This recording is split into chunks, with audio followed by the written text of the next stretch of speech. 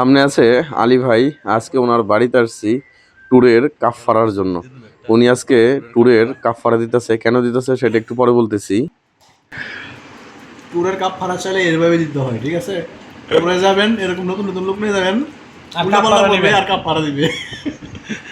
আর cup ফাড়া।